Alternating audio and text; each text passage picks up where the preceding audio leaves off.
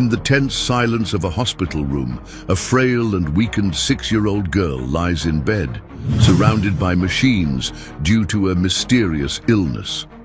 Suddenly, the child's father enters the room with a forced smile, acting strangely. The man, who shows no emotion toward his daughter, stares at her coldly and calculatingly. Then, he pulls something out from his luxurious suit. As the father begins to approach the girl with the object in hand, a loud crash breaks the silence. A large, white horse bursts into the room and, realizing what the man is doing, does something astonishing, something that changes everything. Before we begin, if you, like us, love animals, please subscribe to the channel now so you don't miss any heartwarming stories. Thanks. Let's get back to our story. The distinct antiseptic smell of the hospital hung in the air of room 307, mingling with the rhythmic beeping of the machines monitoring Sophia's vital signs. The 6-year-old girl, her brown hair fanned out across the white pillow, seemed even smaller surrounded by all the medical equipment. Her eyes, once so lively and bright, now remained closed most of the time, as if guarding a secret no one could decipher. Dr. Andrew Miller, the physician handling her case, studied the latest test results with a puzzled expression. Something wasn't adding up in the little patient's clinical picture. Over the past 3 weeks, Sophia's health had deteriorated inexplicably, leaving the entire medical team baffled. Robert Ashford, the girl's father, had just entered the room. His impeccable suit and haughty posture contrasted sharply with the hospital environment. As he adjusted his Italian silk tie, his eyes quickly scanned the monitors, as if seeking confirmation of something. His new wife, Vanessa, waited outside, her elegant silhouette casting an uneasy shadow through the glass door. "How is she today?" Robert asked, his controlled voice betraying no genuine emotion. Nurse Clara, who was changing the IV drip, answered without looking away from the patient. She had a few lucid moments this morning. She asked for Snowy. A muscle twitched in Robert's face at the mention of the horse's name. Snowy, the majestic white horse Sophia loved so dearly, was one of the few remaining inheritances from her deceased mother, Marina. The horse had lived on the family ranch since Sophia was a baby, and the bond between them was something Robert had never understood or accepted. "A sick child has no business around a horse," he muttered, more to himself than to the others present. Miles away at the ranch, Snowy paced restlessly in his stall. The animal, known for his gentle nature, had been agitated for days. The ranch hands noticed his strange behavior. He barely touched his feed and spent hours staring towards the city as if sensing something was wrong. Back at the hospital, Sophia slightly opened her eyes, her small hands clutching the blanket tightly as she recognized her father's presence. "Daddy," she whispered, her voice as fragile as a breeze. Robert approached the bed, carrying a leather briefcase. "I brought a special gift for you, Princess," he said, forcing a smile that didn't reach his eyes. Inside the briefcase was a carefully prepared syringe, which he planned to administer during his visit, continuing the plan he had so meticulously crafted. What no one at the hospital knew was that each of Robert's visits carried a hidden purpose. Since marrying Vanessa, his life had changed drastically. His ambitious and manipulative new wife had planted the idea in his mind that Sophia was an obstacle to their shared happiness and to gaining full control of the family fortune. Clara watched the interaction between father and daughter with a worried look. In her 15 years as a pediatric nurse, she had developed a sixth sense for delicate situations. Something about the way Robert interacted with his daughter deeply unsettled her. At the ranch, Snowy began to neigh more intensely. The hands tried to calm him, but the animal seemed possessed by an inexplicable urgency. His eyes were fixed in the direction of the hospital, as if he could sense the danger his little friend was in. The afternoon sun began to set, painting the room in orange hues. Sophia, in her bed, tightly held a small, white stuffed horse, a gift from her mother. Her half-closed eyes watched her father's movements as he prepared something in his briefcase, his back turned to her. The air in the room grew heavier, thick with a tension that seemed to make the medical monitors beep differently. Clara, organizing medications near the door, couldn't shake the feeling that something was about to happen. Something that would forever change the destiny of that small family. At the Ashford Ranch, twilight painted the sky in shades of purple when John, the oldest hand on the property, noticed something different about Snowy. The white horse, usually so calm and obedient, was pawing the stable floor with unusual force. His eyes fixed towards the city, as if seeing something beyond the horizon. "Easy, boy," John murmured, cautiously approaching the animal. In all his years caring for the family's horses, he'd never seen Snowy so agitated. The horse had been a gift from Marina to little Sophia when she was born, and since then, the two had developed a connection that seemed to transcend the ordinary. John clearly remembered the day Marina brought the newborn foal home. "He will be our little girl's guardian," she had said, her eyes shining with an inexplicable certainty. Now 6 years after Marina's untimely passing, those words seemed to carry prophetic weight. In the hospital, Robert continued to fiddle with his briefcase, his hands trembling slightly as he prepared what he called special vitamins for Sophia. Clara, the nurse, discreetly watched his movements. In the window's reflection, her professional intuition sounding every possible alarm. "Mr. Ashford," Clara intervened gently, "perhaps it's best to leave the administration of any medication to the medical staff." Robert turned, his face a mask of false paternal concern. "They're just natural supplements I've always given my daughter," he replied, his voice carefully calm. "Dr. Miller is aware." On the other side of the glass, Vanessa watched the scene with a mixture of impatience and anxiety.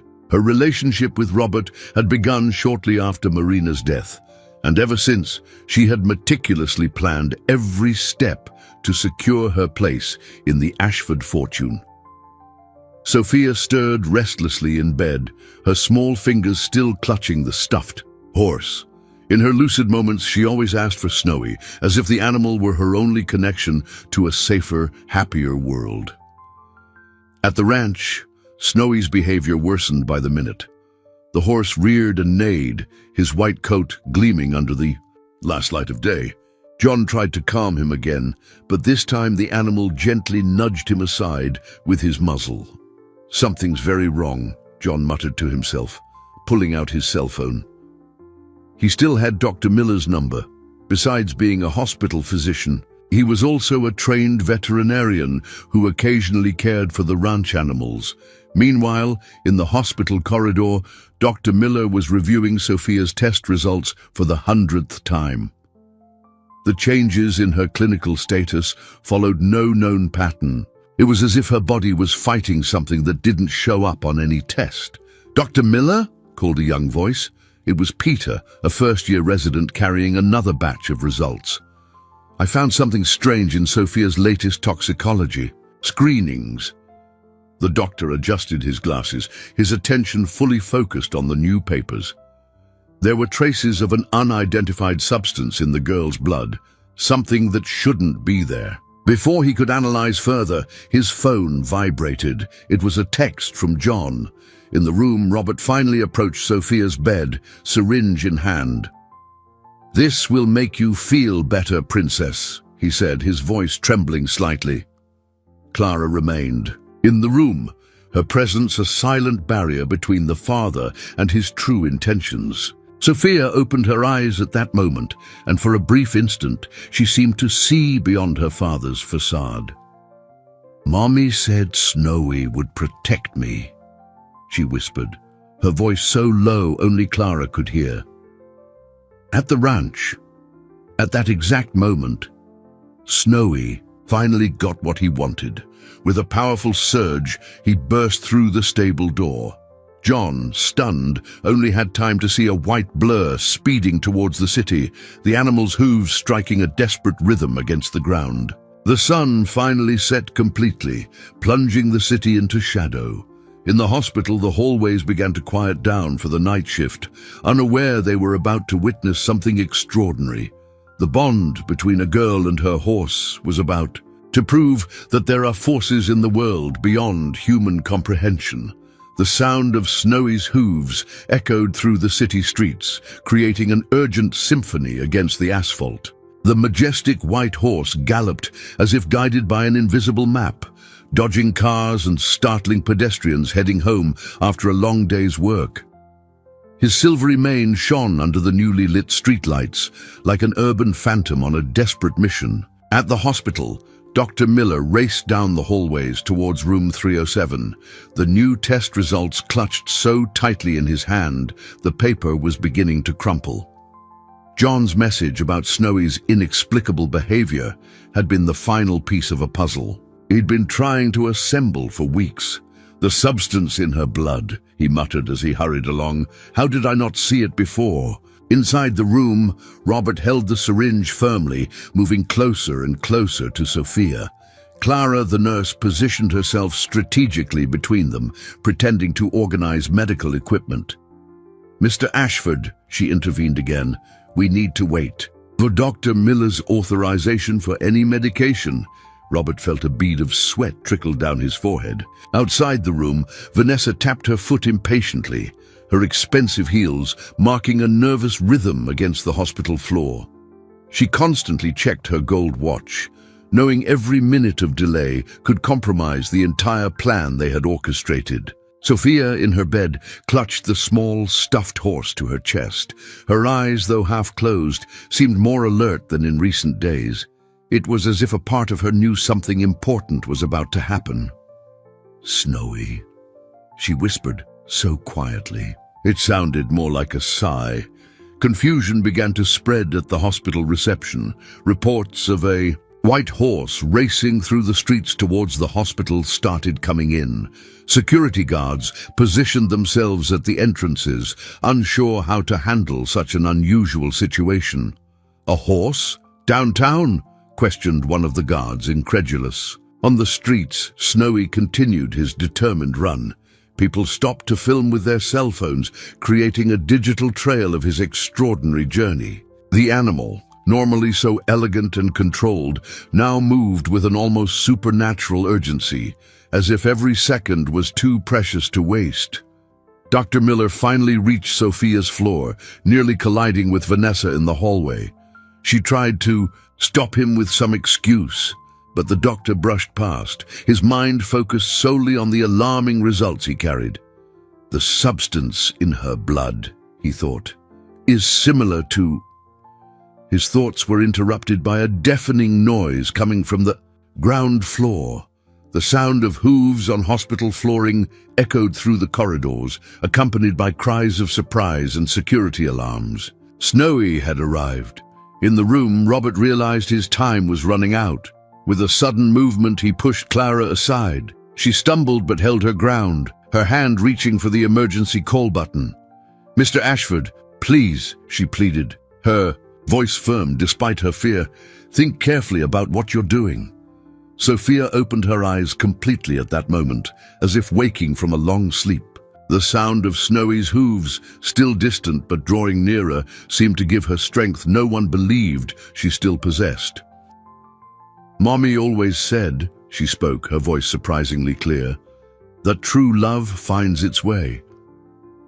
Robert hesitated for a moment, the syringe trembling in his hand.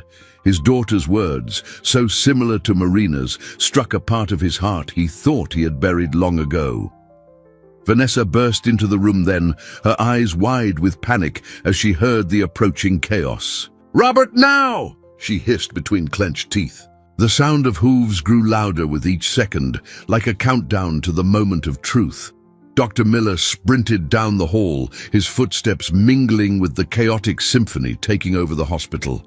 In the empty stable back at the ranch, John looked up at the emerging starry sky, his hands clasped in a silent prayer.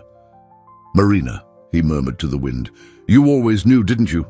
Always knew he'd be more than just a horse." Night had fully fallen on the city, but inside Mercy General Hospital, a light of hope began to shine, racing on four legs through the sterile corridors, determined to prevent darkness from winning once again.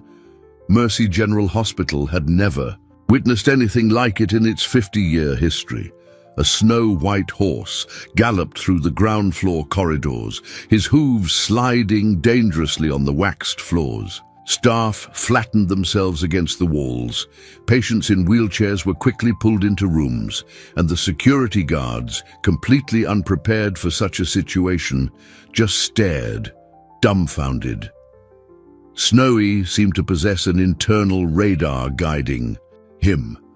Without hesitation, he headed for the service stairs, the only ones wide enough to accommodate his majestic frame. The animal ascended the steps with surprising agility, as if he had rehearsed this route thousands of times in his dreams. In room 307, time seemed frozen. Robert, syringe still in hand, had been momentarily distracted by the approaching chaos. Clara, the nurse, seized this moment of hesitation to position herself firmly between him and Sophia. "Step away from the bed," Clara ordered, her voice trembling but resolute. "Now." Vanessa, across the room, frantically fiddled with her cell. "Phone.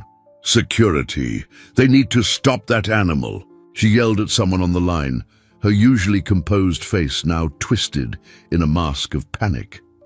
Dr. Miller reached the doorway at that exact moment, the test results still clutched in his hands.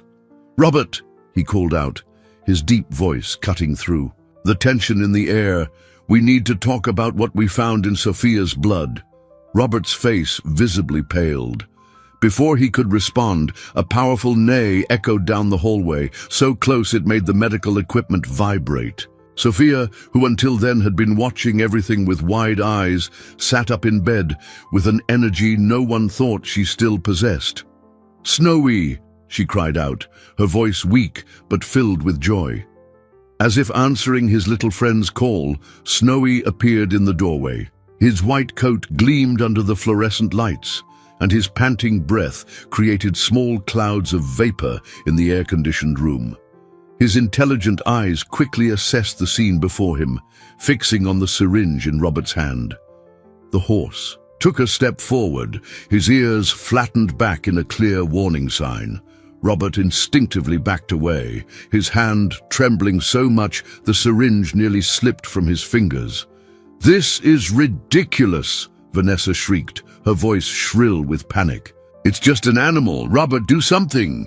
But Robert was paralyzed, his eyes darting between the syringe in his hand and the accusing gaze of the horse. In that moment, long-suppressed memories flooded his mind. Marina introducing the newborn foal, Sophia taking her first steps, holding onto Snowy's mane, the Sunday afternoons at the ranch when his family was still whole and happy. Clara used the distraction to press the emergency button again, and within seconds, the room filled with nurses and security guards. Dr. Miller advanced, holding up the test results like a silent accusation. "The substance in her blood," he announced for everyone to hear, "is a toxic compound that's being administered deliberately. Someone is poisoning Sophia." A deathly silence fell over the room, broken only by the soft beeping of the heart monitors, and Snowy's heavy breathing. The horse remained like a white sentinel beside Sophia's bed. She was now crying silently, large tears rolling down her pale cheeks. "Daddy," she whispered, her voice filled with a comprehension far beyond her 6 years. "Why?" It was that simple question, asked with the devastating innocence of a child, that finally broke Robert. The syringe slipped from his fingers, clattering against the hospital floor with a sound that seemed deafening in the tense silence. Vanessa, realizing everything was falling apart, tried to run for the door, but Snowy moved with surprising speed, blocking her exit. The security guards advanced, but stopped, unsure how to proceed in such a surreal situation. Amidst the chaos, Sophia extended a trembling hand towards Snowy. The horse immediately drew closer, his muzzle gently touching the girl's fingers. For a moment, all the fear and pain of the past months seemed to dissipate, replaced by a wave of pure, unconditional love. Dr. Miller was already on the phone with the police, his voice professional but laced with outrage. Clara carefully collected the fallen syringe, using procedural gloves to preserve any potential evidence. And Robert, the man who had once been a loving father, sank into a nearby chair, his mask of control finally shattered. Dawn arrived at Mercy General Hospital, bringing with it an atmosphere of unreality. In room 307, now guarded by 2 police officers outside the door, Sophia finally slept peacefully, her small hand resting on Snowy's muzzle, who refused to leave her side. By some bureaucratic miracle, or perhaps Dr. Miller's intervention, the hospital had made an exception to its rules, allowing the horse to remain in the room. Clara, who had insisted on staying past her shift, watched the scene with teary eyes. In her 15 years of nursing, she had never witnessed such a pure demonstration of love and protection. Snowy occasionally lifted his head, his intelligent eyes scanning the room like an attentive guardian before resting again near his little friend. In the hallway, Dr. Miller spoke in low tones with Detective Paula Evans, a middle-aged woman with sharp eyes and a notepad always in hand. The toxicology reports are conclusive, the doctor explained, flipping through the pages of results. We found traces of a compound that, in small doses, causes symptoms similar to what Sophia was presenting: fatigue, mental confusion, gradual deterioration of organ functions. The detective made a few more notes before asking, "And Mr. Ashford and his wife?" "They're at the station giving statements," replied one of the guarding officers. "The syringe has been sent to forensics, along with samples found at the couple's residence." In the stable at the ranch, John remained awake, feeding the other horses and compulsively organizing the riding gear. His calloused hands trembled slightly as he polished a saddle for the 3rd time. "You always knew, didn't you, Mrs. Ashford?" he murmured to the portrait of his former employer that he kept discreetly hung on the stable wall. In the photo, Marina smiled, her eyes shining with the same intensity as Sophia's. Always knew Snowy would be more than just a gift. Back at the hospital, the first rays of sun began to filter through the blinds as Sophia woke up. Her eyes, previously clouded by illness, now shone with renewed clarity. Snowy immediately lifted his head, his ears twitching attentively. "You came to save me," she whispered to the horse, her voice still weak, but filled with love. "Mommy said you'd always protect me." Clara, quietly organizing the morning medications, couldn't hold back a tear. The nurse had spent the night reviewing Sophia's charts, discovering a disturbing pattern. The worst symptoms always manifested after Robert's visits. Dr. Miller entered the room for the first evaluation of the day, his eyes tired but alert. "How's our special patient doing?" he asked, smiling gently. "Better," Sophia replied, her hand still entwined in Snowy's mane. "Daddy's bad medicine won't hurt me anymore, right?" The doctor exchanged a meaningful glance with Clara before answering, "No, sweetheart, never again." In the hallway, Detective Evans received an important call. Her usually impassive face showed slight surprise as she listened to the preliminary forensics report. "So she was right," the detective murmured, making more notes. "The substance in the syringe perfectly matches the compounds found in the girl's blood." The news spread quickly through the hospital. Robert and Vanessa Ashford had confessed. The plan, orchestrated by Vanessa and executed by Robert, aimed to ensure the family fortune, which by law mostly belonged to Sophia, her mother's heiress, would fall under the couple's control. John arrived at the hospital that morning, bringing a small suitcase with clean clothes for Sophia and something special, a photo album Marina had prepared before she passed away. "Your mother left this for you," he explained, handing the album to Sophia. "She asked me to keep it until the right time." With trembling hands, Sophia opened the album. On the first page, a photo showed a pregnant Marina standing next to a still young Snowy. Below it, a handwritten message read, "For my Sophia, who will always have a four-legged angel by her side."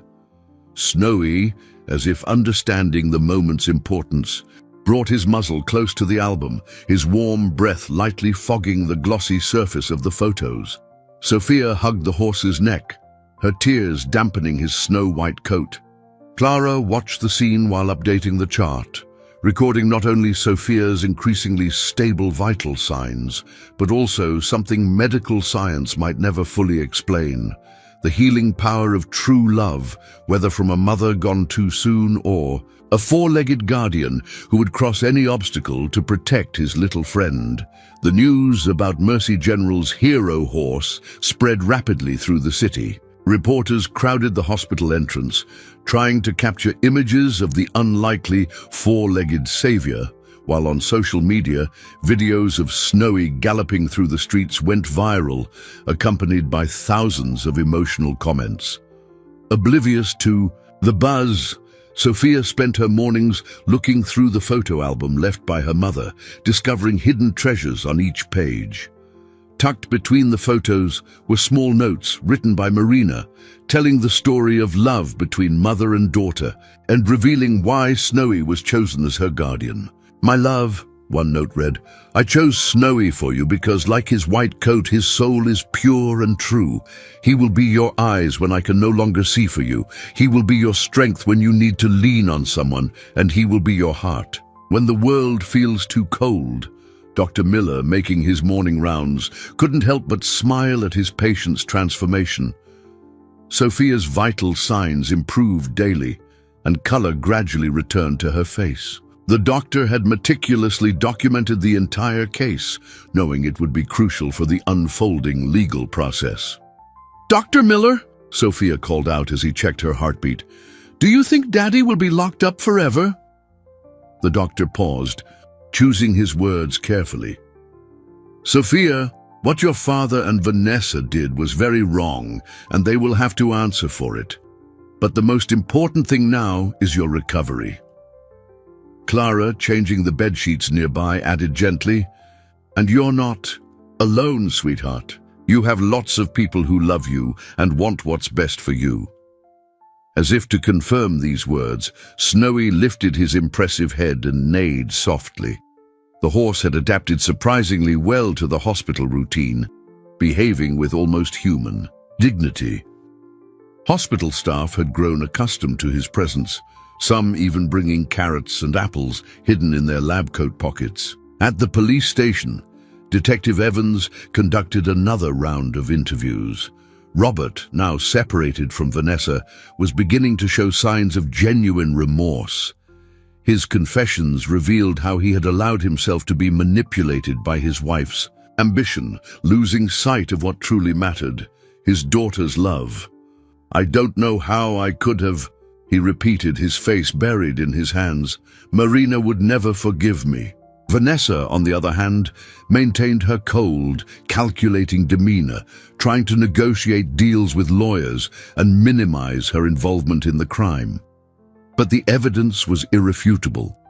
On her personal computer, police found extensive searches about the toxic compound and its effects, along with emails exchanged with an underground supplier. John, who now visited Sophia daily, brought more than just news from the ranch. The old hand shared stories about Marina, about how she spent hours in the stable during her pregnancy talking to the young Snowy. "Your mother used to say horses have a sixth sense," he told Sophia, helping her sit up in bed for breakfast. She believed they could see right into people's souls. "It's true," Sophia replied with the innocent wisdom of children. "Snowy always got restless when Daddy and Vanessa showed up at the ranch. He knew." The statement made Clara, serving breakfast, exchange a significant look with John. It was true that horses had a keen instinct for danger, but what Snowy had done went beyond any rational explanation. That afternoon, a social worker named Beatrice visited the room to talk with Sophia. With a gentle and professional manner, she explained, she was there to help decide where the girl would live after being discharged. "Do you have any preference, Sophia?" Beatrice asked kindly. Sophia looked at John, who was arranging some flowers in a vase near the window, then at Clara, organizing her medications, and finally at Snowy, her faithful guardian. "Can I stay at the ranch?" she asked, her voice small but hopeful. "With Snowy and John to take care of us. That's where Mommy is, in the garden flowers and in the wind rustling through the eucalyptus trees." Beatrice made some notes on her clipboard, moved by the maturity of the response. "We'll do everything possible to honor your wish, Sophia. The important thing is that you're in a place where you feel safe and loved." Snowy neighed softly, as if giving his approval to the plan. The afternoon sun streamed through the hospital window, creating a golden halo around the animal's white coat, and for a moment everyone in the room could feel Marina's presence, as if she was smiling, satisfied to see that her plan to protect her daughter had worked exactly as she had foreseen. The first hearing in the Ashford case took place on a sunny Thursday morning. The courthouse was packed with reporters and onlookers, all eager to follow the unfolding of a story that had captured the city's heart. Outside, a group of demonstrators held signs with pictures of Snowy, now a symbol of protection and unconditional love. At Mercy General Hospital, Sophia prepared for an important moment, her first physical therapy session outside her room. After weeks of recovery, her doctors had agreed she was strong enough to begin rehabilitation. "Can Snowy come with me?" she asked Clara, as the nurse helped her into a wheelchair. "Of course, sweetheart," Clara replied, smiling as she saw the horse already positioning himself beside the chair, as if perfectly understanding his role. In the courtroom, Judge Eleanor Vance, known for her insight and sensitivity in cases involving children, listened intently to the testimonies. Dr. Miller presented the medical reports, his precise words painting a devastating picture of the suffering inflicted upon Sophia. "Your Honor," he explained, "the compound found in the patient's blood is extremely rare and difficult to detect. If it weren't for the unusual intervention that occurred, the consequences could have been irreversible." The judge adjusted her glasses, studying the documents before her. "And what is the minor's current condition?" It was at this point that Beatrice, the social worker, requested permission to present a surprising discovery. With slightly trembling hands, she removed a sealed envelope from her briefcase, found among Marina Ashford's belongings. "Your Honor," she began, "this document was left by Marina Ashford before her passing. It's a living will that not only distributes her assets, but also expresses her wishes regarding Sophia's custody in case of specific situations." At the hospital, Sophia took her first steps in the physical therapy hallway, supported on one side by Clara and on the other by Snowy, who walked slowly, perfectly synchronized with the girl's pace. Other patients and staff paused to watch the unusual scene, many discreetly wiping away tears. "You're doing great," Clara encouraged, noticing how Sophia's steps grew firmer with each minute. Back in the courtroom, Judge Vance silently read Marina's document, her eyebrows rising in surprise. The text was much more than a simple will. It was a letter of love and protection, written by a mother who somehow had foreseen the need to protect her daughter even after her departure. Marina Ashford, The judge read aloud. Not only designated custody of Sophia to John Silver, the ranch manager, but also established a specific trust fund to ensure that both the girl and her special guardian, the horse Snowy, would always remain together and protected. Robert, sitting in the defendant's dock, lowered his head upon hearing his late wife's words. Beside him, Vanessa maintained her rigid posture, but her eyes betrayed a flicker of defeat as she realized Marina, even in absence, had woven an impenetrable web of protection around her daughter. At the hospital, Sophia completed her first physical therapy session with an exhausted but satisfied smile. Sitting back in her wheelchair, she stroked Snowy's neck as Clara wheeled her back to the room. "Did you know Mommy wrote a journal for me?" Sophia commented suddenly. "John brought it yesterday. She said sometimes we have to lose something precious to discover that other kinds of love are protecting us." Clara swallowed hard, impressed by the depth of the words. At that exact moment, her phone buzzed with a message from Beatrice. The court's decision had been made. Judge Eleanor Vance, known for her usual solemnity, allowed herself a small smile as she delivered her ruling. The court granted permanent custody of Sophia to John Silver, ordered the freezing of the Ashfords' assets, and in an unprecedented decision, officially recognized Snowy's role as the girl's special guardian, allocating specific funds for his care and upkeep. This court, the judge concluded, recognizes that love and protection can manifest in the most extraordinary ways.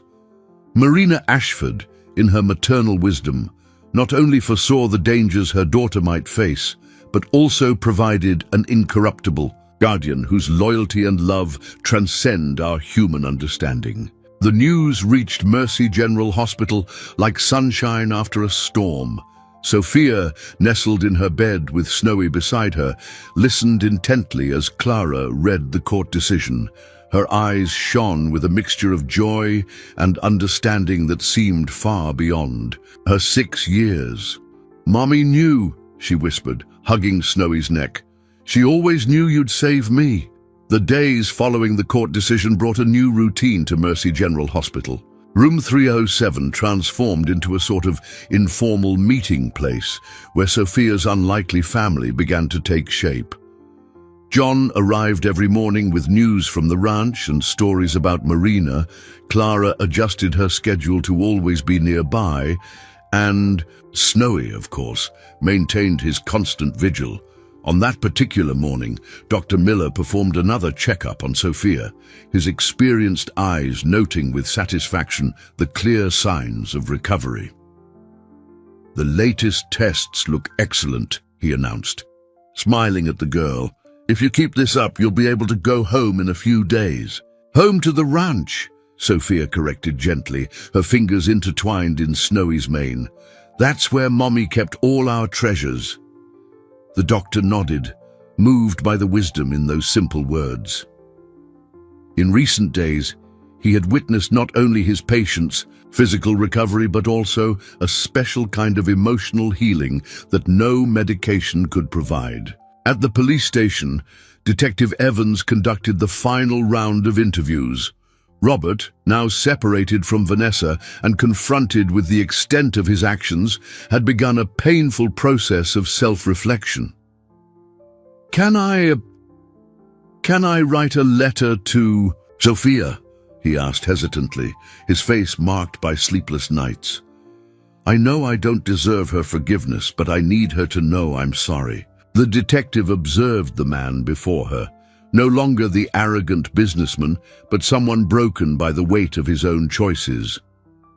"I'll consult the social worker," she replied, her voice professional, but not devoid of compassion. At the hospital, Sophia participated in her daily physical therapy session, now walking more confidently down the hall. Snowy accompanied every step, his body serving as a natural support when she tired. Clara, watching the scene, couldn't help noticing how other patients seemed to benefit from the horse's presence. Tense faces relaxed, smiles appeared spontaneously. You know, commented an elderly man in his wheelchair, when they told me about a horse in the hospital, I thought it was a joke. Now I understand that sometimes the greatest miracles come in unexpected forms. John arrived later that day carrying an old box he had found in Marina's office. Inside were dozens of unsent letters, all addressed to Sophia. "Your mother wrote to you every week," he explained, handing the box to the girl. "She said some words need to wait for the right time to be read." Sophia opened the first letter with trembling hands. Marina's elegant handwriting danced across the paper. "My little one, when you read this letter, perhaps I will no longer be here physically, but I want you to know that true love always finds a way, sometimes through carefully kept words, sometimes through a four-legged friend I chose especially for you." Clara, organizing medications near the window, hid the tears forming in her eyes. In her 2 decades of nursing, she had learned that true healing often came from unexpected sources. Beatrice, the social worker, stopped by late in the afternoon for a follow-up visit. She brought news about the ranch. The team was preparing everything for Sophia's return, adapting spaces for her special needs. "John has been coordinating all the renovations," she explained. "The main house is being adapted and Marina's room, well, they kept it exactly as it was, but they renovated the sunroom next to it. It will be your special reading space." Sophia listened intently, her eyes shining as she imagined returning to the place that held so many precious memories. Snowy, as if understanding the conversation, neighed softly, his ears turning towards the window where the sun was beginning to set. "Mommy always said the sunset at the ranch was magical," Sophia commented, her voice dreamy. "She taught me that's when the sky tells stories to those who know how to listen."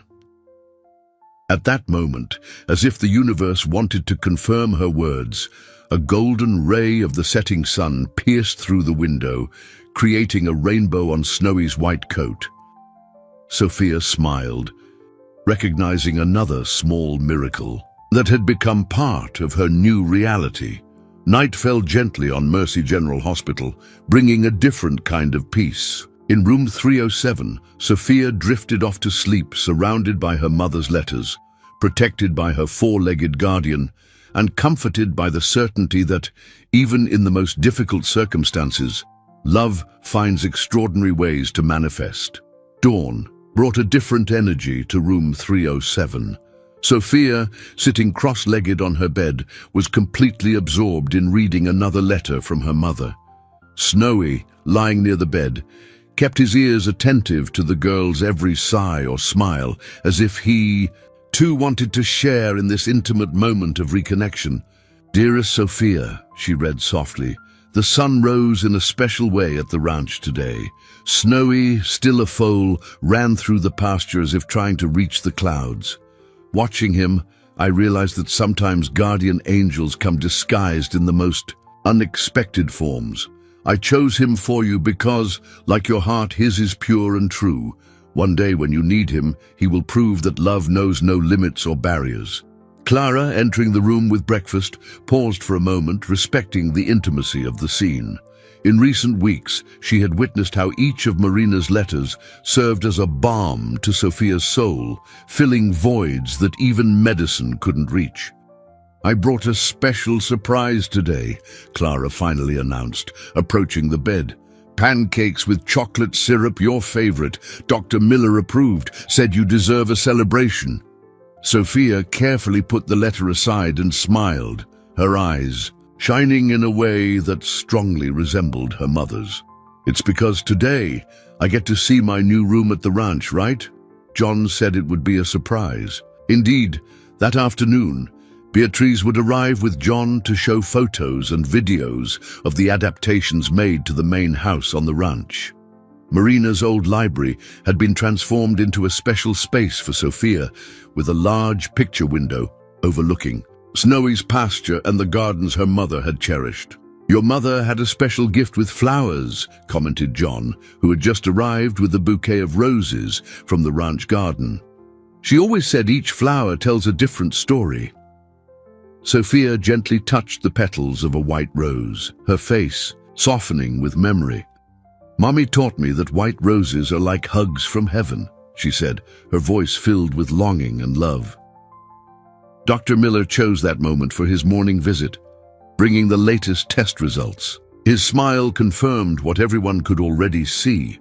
Sophia was getting stronger every day, both physically and emotionally.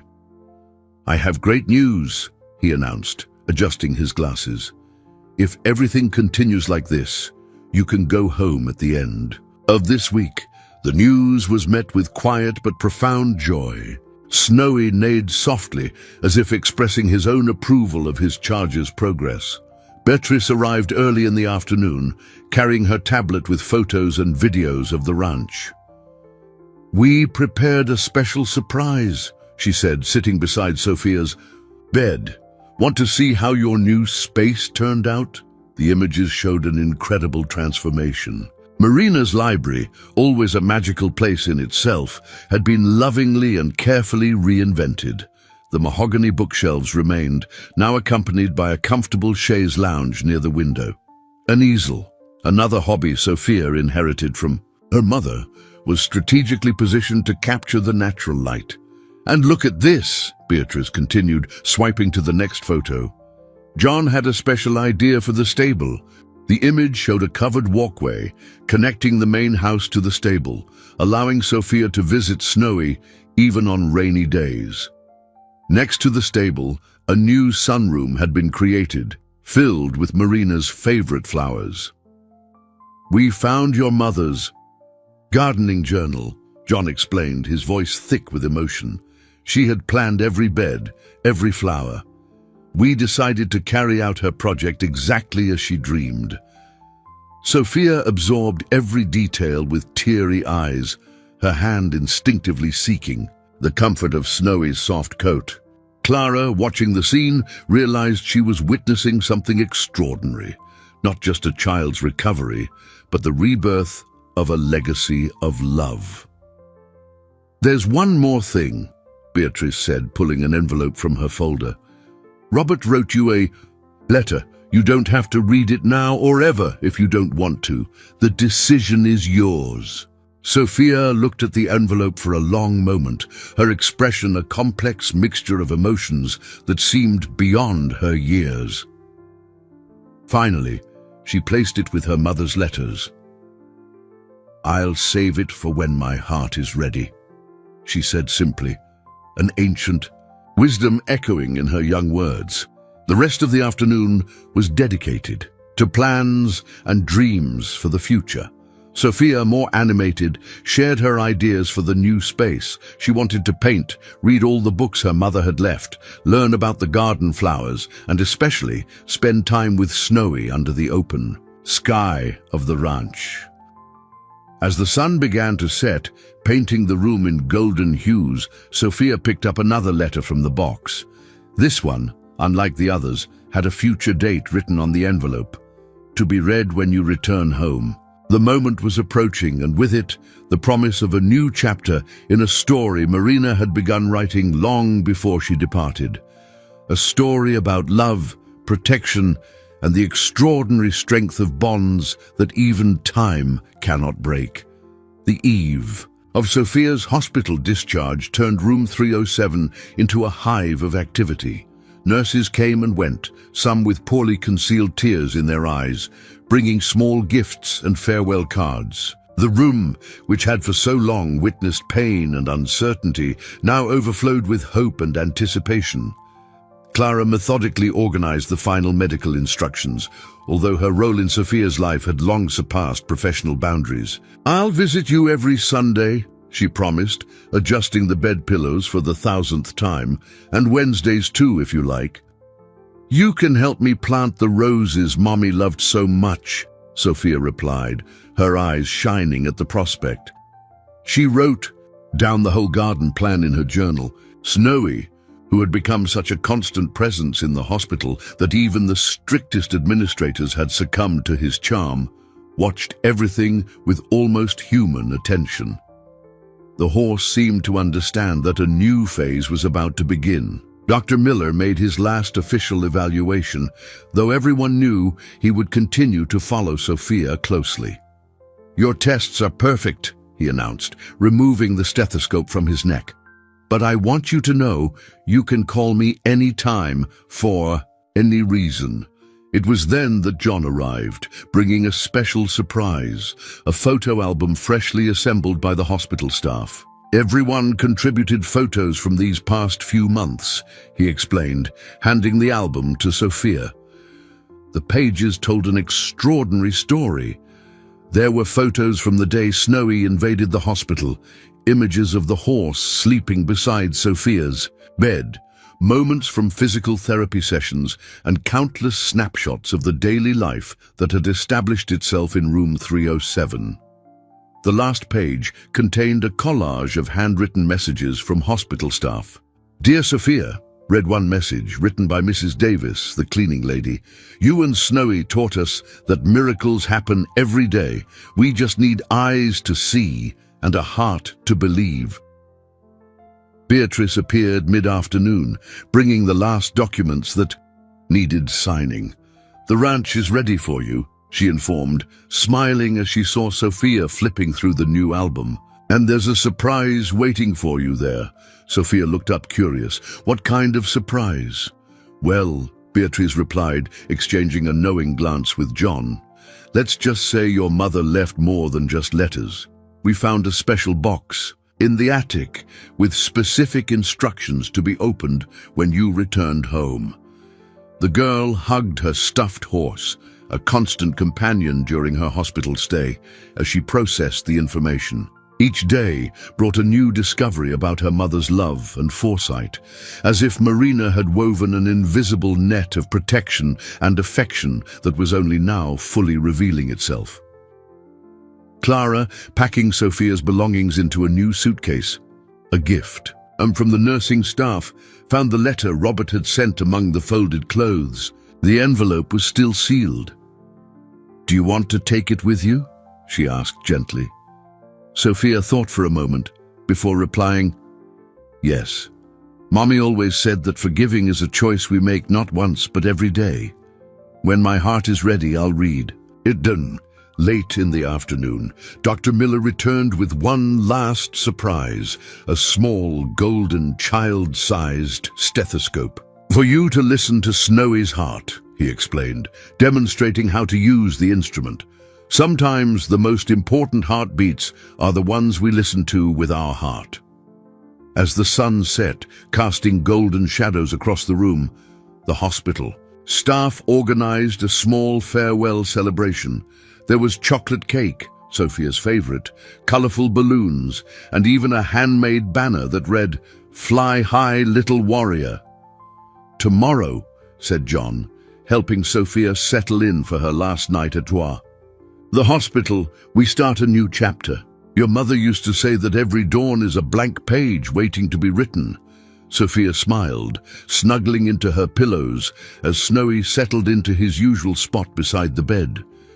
Through the window, the first stars began to dot the night sky like lanterns lit to illuminate the path back home. "Mommy also said," Sophia whispered, her eyes growing heavy with sleep, "that stars are like love letters God writes in the sky. And now I know she was right. Love always finds a way to shine, even on the darkest nights." Clara, making her last round of the night, paused at the door to observe the scene. Sophia asleep, Snowy standing guard, and through the window, a starry sky that seemed to twinkle in approval. Tomorrow would be a new day, a new beginning, but tonight, this last night in room 307, was a precious moment of transition, a gentle interlude between what was and what was to come. The morning of departure from the hospital brought an almost magical atmosphere.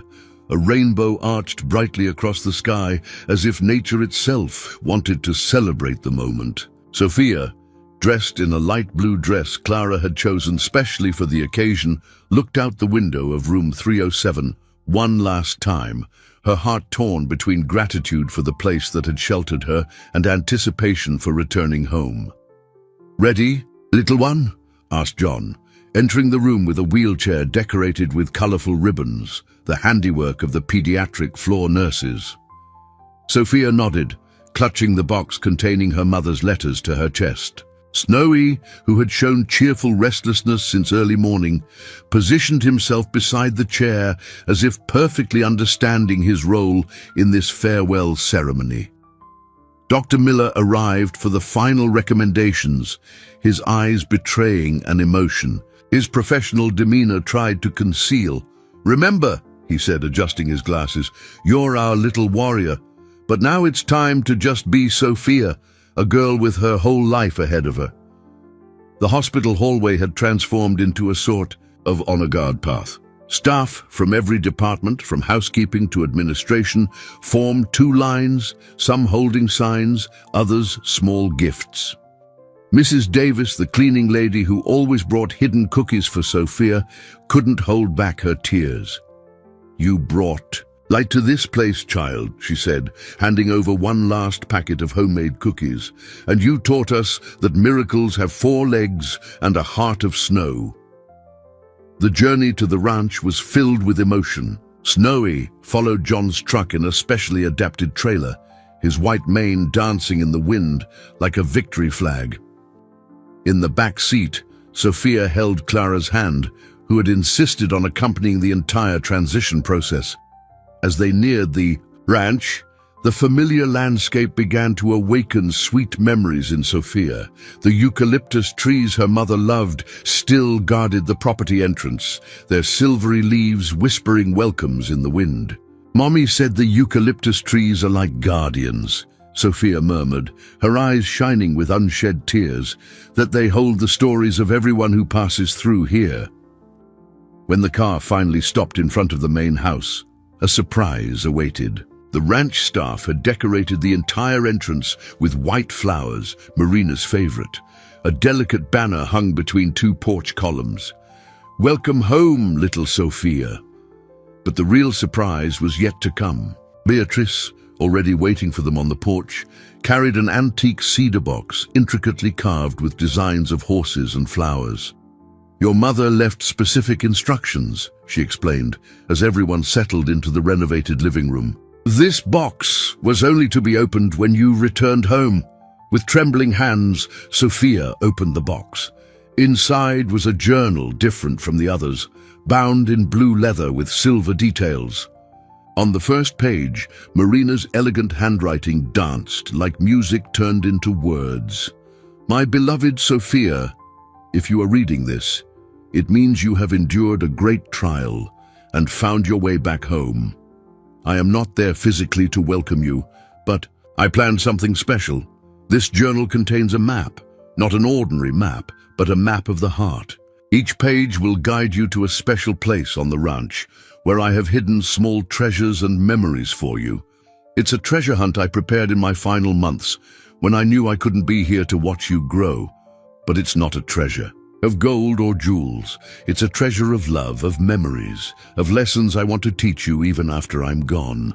And don't worry, Snowy knows all the places. He helped me hide every gift, every message. Trust him, as I trusted him when I chose him to be your guardian. With all my love, Mom." Sophia looked up from the journal, meeting the emotional gazes of everyone around her. Snowy, who had been let out of the trailer and was now watching through the living room window, neighed softly, as if confirming his role in this new adventure. "Your mother," said John, his voice thick, "always said that true love is like a seed. Even when it seems dormant beneath the earth, it's just preparing to bloom even stronger." Clara, quietly organizing medications in Sophia's new bedroom cabinet, realized she was witnessing not just a homecoming, but the beginning of a very special journey. One Marina had planned with so much love and care. The afternoon sun streamed through the stained glass windows of the living room, creating colorful patterns on the floor. Sophia held the journal to her chest, her face lit with a mixture of anticipation and love. Tomorrow, she would begin her treasure hunt, guided by her mother's love and Snowy's loyalty. But today was for simply being home, enveloped in the love Marina had woven so carefully, like an invisible blanket of protection and affection. Dawn at the ranch brought a special energy. Sophia, who had barely slept from anticipation, was already sitting on her new chaise lounge by the window, her mother's blue journal open on her lap. Snowy, as if sharing her excitement, grazed near the window, occasionally lifting his head to check on his little friend. "The first clue," Sophia read aloud, her voice trembling slightly with emotion, "is where dreams bloom and butterflies dance. Look for the white bench under the rose pergola, where we used to read together on summer afternoons." Clara, who had stayed overnight at the ranch to help with the first night, smiled at the sparkle in the girl's eyes. "Want to start the treasure hunt now?" she asked, already knowing the answer. The garden was especially beautiful that morning. John and the ranch team had worked tirelessly to restore it exactly as Marina had planned. The white rose pergola stood out against the blue sky, its blossoms perfuming the air with a sweet, familiar fragrance. With Clara's help, Sophia walked to the white bench, her steps still a bit hesitant but determined. Snowy followed naturally, as if he knew every step of what was to come. Under one of the bench cushions, they found a lilac envelope and a small, antique music box. "Dearest Sophia," read the letter in Marina's elegant script, "this was the place where I first introduced you to Snowy when you were just 2 days old. You were so tiny, and he's so gentle. In that moment I saw in his eyes the same promise that was in my heart, the promise to always protect you. The music box you found plays your favorite lullaby, but the real treasure is in the stable, where your next clue awaits. Follow the melody of your heart." Sophia opened the music box, and the soft notes of "Somewhere Over the Rainbow" filled the morning air. Snowy neighed softly, as if the music stirred his memories too. In the stable, they found the second clue attached to Marina's old saddle. Alongside it was a photo album documenting the first encounters between Sophia and Snowy, precious images capturing the beginning of an extraordinary friendship. Each new clue led to another, weaving a web of memories and love that Marina had meticulously prepared. In the barn, they discovered a collection of home videos featuring special family moments. In the library, a set of favorite books with personal notes in the margins. In the sunroom, a box of seeds for Marina's favorite flowers, accompanied by detailed instructions on how to grow them. As the day progressed, Sophia realized her mother had created much more than a simple treasure hunt. It was a journey through the love they shared, a map of the heart that would keep them connected across time. The last clue, however, was the most moving. "To find the final treasure," the note read, "you will need Snowy's special help. He knows where it is.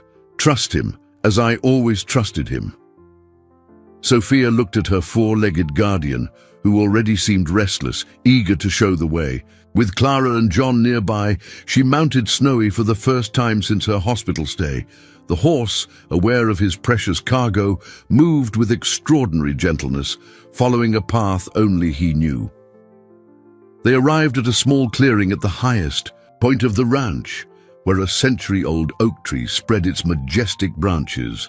There, tied to one of the lowest branches, was a cedar box similar to the first, but smaller. Inside, they found something that made Sophia's heart skip a beat. Marina's personal journal, accompanied by a final letter and a delicate necklace with a horse-shaped pendant. "My beloved Sophia," the letter began, "if you have reached this far, it is because you have already discovered the most important truth I could teach you. True love always finds a way. Sometimes through letters kept with care, sometimes through a faithful four-legged friend, sometimes through the small memories we leave for those we love. This journal contains my story, our story.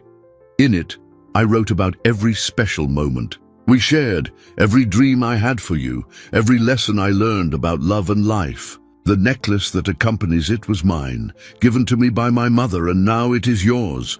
Wear it as a reminder that you are never alone. Snowy was my last gift to you, but this journal is my most precious legacy. It is my heart in words. Always remember, you are stronger than you imagine, more loved than you can comprehend, and more special than any words could express. And even though I am not physically beside you, my love for you lives on, in the wind that blows through the trees, in the flowers we planted together, in Snowy's gentle neigh, and in every beat of your heart. With eternal love, Mom. Sophia hugged the journal and the necklace, silent tears streaming down her face. Snowy drew closer, gently nuzzling the girl's face, as if wanting to dry her tears. The sun began to set, painting the sky with hues of pink and gold, creating a moment of perfect communion between past and present, between love and memory, between loss and rebirth. Clara and John watched from a distance, silent witnesses to a sacred moment. In that special twilight, everyone could feel Marina's presence, not as a shadow of sadness, but as a light of love that would continue to guide Sophia's steps for all the days to come. 1 week after discovering Marina's final treasure, the ranch breathed a new energy. Sophia, strengthened both physically and emotionally, had settled into a routine that balanced her recovery with daily discoveries in her mother's journals. Each morning brought a new page to read, a new memory to explore, a new lesson to absorb. On that particular morning, as Sophia finished her breakfast on the porch, watching Snowy graze peacefully, Beatrice arrived with a serene but significant expression. "Sophia," she began gently, sitting beside the girl, "your father has asked to speak with you. He's in a recovery and therapy program, and part of the process is making amends with the past. But the decision is entirely yours."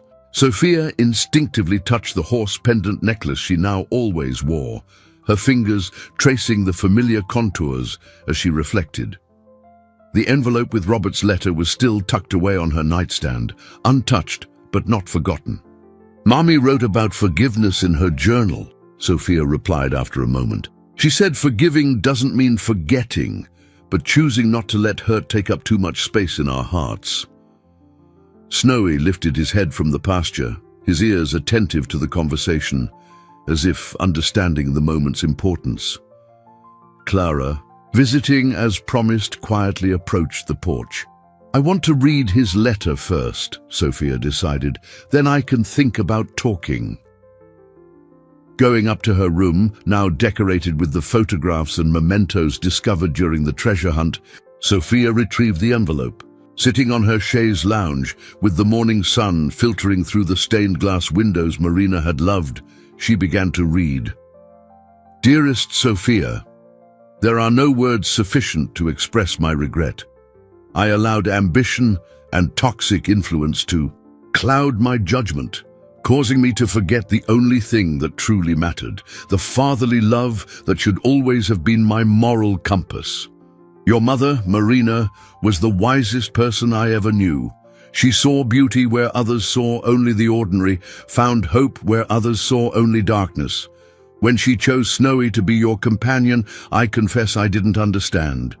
Now I realize she always knew something it took me so long to learn, that true love manifests in the most unexpected and miraculous ways. I don't expect your immediate forgiveness, nor do I have the right to. But I want you to know that I am working every day to become someone worthy of perhaps one day being part of your life again. Not as the man I was, but as the father I should have been. With deepest regret and hope, your father." Sophia carefully folded the letter, her small hands trembling slightly. Through the window, she could see Snowy still grazing, his presence a constant anchor of safety and love. "What do you think?" she asked Clara, who had remained discreetly nearby. "I think you have a very wise heart," the nurse replied, sitting beside her, "and that your mother would be proud to see how you're handling all of this." Sophia's decision came a few days later, after much reflection and several readings of Marina's journal. She agreed to meet Robert, but with conditions. The meeting would be at the ranch, with Snowy, Clara and John present, and would last only as long as she felt comfortable. The meeting took place on a quiet afternoon, in the garden Marina had loved so much. Robert, visibly nervous and emotional, seemed smaller without his expensive suits and former arrogance. Sophia, sitting on the white bench under the pergola, with Snowy vigilant beside her, displayed a serene strength that seemed to come directly from her mother's heart. "I know I can't change the past," Robert said, his voice thick with emotion, "but if you'll allow me, I'd like to learn how to be a better father, a father your mother would have approved of." Sophia looked at the necklace around her neck, then at Snowy, and finally at the blue sky above them. A gentle breeze rustled the white roses, carrying their familiar scent. "Mommy wrote that love is like a garden," she replied finally. "Sometimes it needs to be pruned to grow stronger. Maybe we can start by planting some new seeds." Snowy neighed softly, as if giving his own approval to the unfolding moment of healing. Clara and John exchanged emotional glances, silent, witnesses to a new chapter beginning to be written. And so, under the same sky that had witnessed so many moments of their story, the family began to find a new balance. It wasn't a simplistic happy ending, but a conscious and cautious new beginning. Grounded in love, the wisdom left by Marina, and the unconditional protection of a four-legged guardian who had proven, beyond any doubt, that true love truly does always find its way. 6 months had passed since Sophia's return to the ranch. Autumn painted the trees in shades of gold and red, and Marina's garden bloomed with the season's last roses. The transformation wasn't just in the landscape, it was visible in every aspect of the life now pulsing renewed on the property. Sophia, fully recovered, had become a luminous presence on the ranch. Her mornings started early, always with a visit to the stable to see Snowy, followed by reading sessions in the sunroom, where she continued to discover new treasures in the words left by her mother. On that special Saturday morning, the ranch prepared for a unique event, the inauguration of the Marina Ashford Therapeutic Riding Center. The idea had been born during one of Clara's weekly visits, after observing how other children from the hospital benefited from Snowy's occasional visits. "Your mother always said that shared love is multiplied love," commented John, helping Sophia arrange flowers for the ceremony. "She'd be proud to see how you're turning your story into hope for others." The center occupied a renovated area of the ranch, with specially adapted arenas, access ramps, and a dedicated team of professionals. Snowy, naturally, would be the program's first horse, and had already shown a special talent for working with children facing physical and emotional challenges. Dr. Miller, who now divided his time between the hospital and the center, couldn't hide his smile as he watched his former patient overseeing the final preparations. "Sometimes," he said, adjusting his glasses, "the greatest medical miracles don't come from medicine, but from love and hope." As guests began to arrive, Sophia watched everything from her special spot on the porch. Dressed in a light blue dress, her mother's favorite color, and wearing the horse pendant necklace, she radiated a serene confidence beyond her years. Robert, who in recent months had shown a sincere commitment to his recovery, arrived discreetly, bringing a special gift. An album of old photos of Marina with her first horses, discovered while clearing out his office. "I found this," he said, softly handing the album to Sophia. "I thought it should be here with you." The opening ceremony was simple but meaningful. Clara, John, Beatrice, and the entire hospital team who had cared for Sophia were present. Mrs. Davis, the hospital cleaning lady, brought her famous homemade cookies, now an expected tradition at all gatherings. Sophia, with Snowy by her side, cut the inaugural ribbon. Her voice, clear and confident, echoed through the space. Mommy always said that every person we love plants a seed in our heart. Sometimes those seeds take time to bloom. Sometimes they need to endure storms to grow stronger. But when they finally blossom, they transform not only our own garden, but the whole world around us. The first families who would participate in the program were already present, their eyes shining with hope as they watched Snowy interact gently with their children.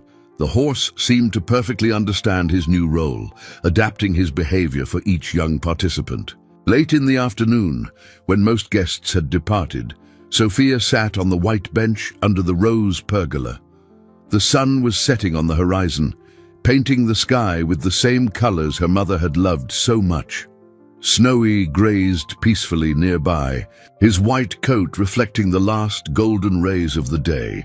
Clara, preparing to leave, stopped for a final moment with her former patient, now a dear friend. "You know," she said, sitting beside Sophia, "your mother was right about so many things, but especially about you, about your strength, your ability to turn pain into love, fear into hope."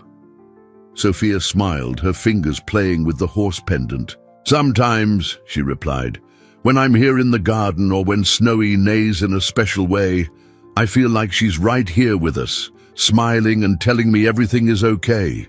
The gentle evening breeze blew through the roses, carrying their sweet scent.